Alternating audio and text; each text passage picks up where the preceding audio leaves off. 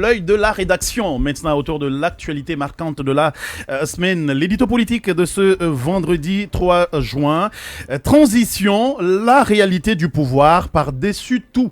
C'est le titre de notre édito. Lamine Monyouma Sissé en studio avec nous. Bonjour Lamine. Oui, bonjour.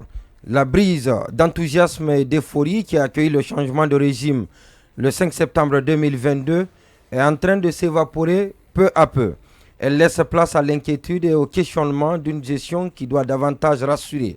C'est ainsi dire que le peuple tourne progressivement la page pour commencer à exiger assez de choses de ses dirigeants que de se nourrir de l'expectation et du procès de l'ancien système. Quand le mépris, l'arrogance et la haine des anciens sont mêlés au niveau très questionnable des collaborateurs du sommet, il est difficile d'espérer mieux malgré la volonté évidente de bien faire de l'homme du palais, Mohamed V. La réalité du pouvoir est tout autre. Les dirigeants actuels savent désormais bien décoder cette expression qui les a amenés au mépris des discussions préalables avec les acteurs sociaux de décider de l'augmentation du prix du litre du carburant à la pompe.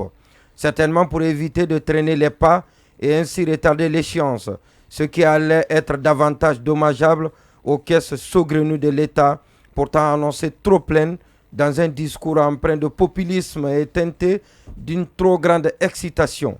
Les arguments pour justifier la forfaiture sont empruntés de l'ancien régime, les mêmes sur lesquels on crachait il n'y a pas si longtemps et qui suscitaient des commentaires en procès d'un système alors jugé cynique qui n'en avait cure de la souffrance des Guinéens.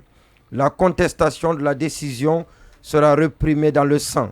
Les mêmes modes opératoires qui rappellent les mauvaises pratiques de la gestion de l'expression de cette liberté fondamentale. Des actes pourtant abondamment dénoncés par les nouvelles autorités au point d'ouvrir des procès contre l'ancien président et certains de ses collaborateurs pour de présumés crimes de sang. Trop de sang d'innocents a été versé dans notre pays, rappelait en boucle le chef de l'État, le chef de la junte au pouvoir dans le pays. Et son ministre de la Sécurité d'embrayer pour pointer la qualité du maintien d'ordre des policiers qui sont à cet effet du fait de la litote indexée comme les tueurs. Pourquoi avait-on besoin de chercher les coupables ailleurs? Les discours et volontés exprimées suite à la mort de Kerno Mamadou Diallo leur donnent certes une période de grâce en attendant d'avoir la suite des engagements pris, ce qui consiste à rechercher et à condamner le premier crime d'État sous l'ère CNRD.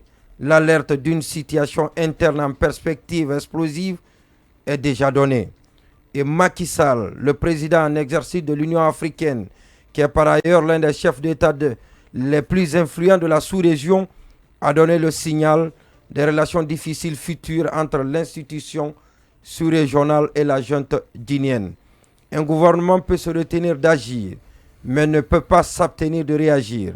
Ce principe de gouvernance est mal assimilé, car il s'agit de réagir quand c'est pour répondre aux préoccupations des populations.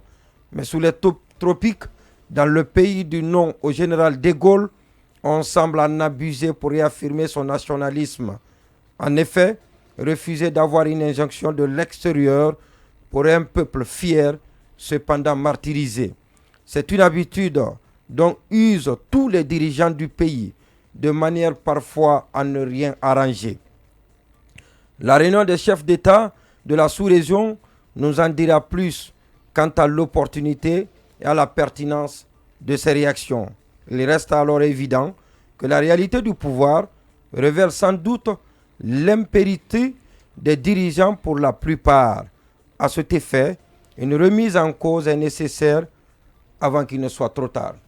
7h36, 44 secondes. C'était donc la très tranchante plume de notre politiste maison. C'était l'idiot politique de Lamine Monyouma Sissé. Merci beaucoup à toi, Monyouma.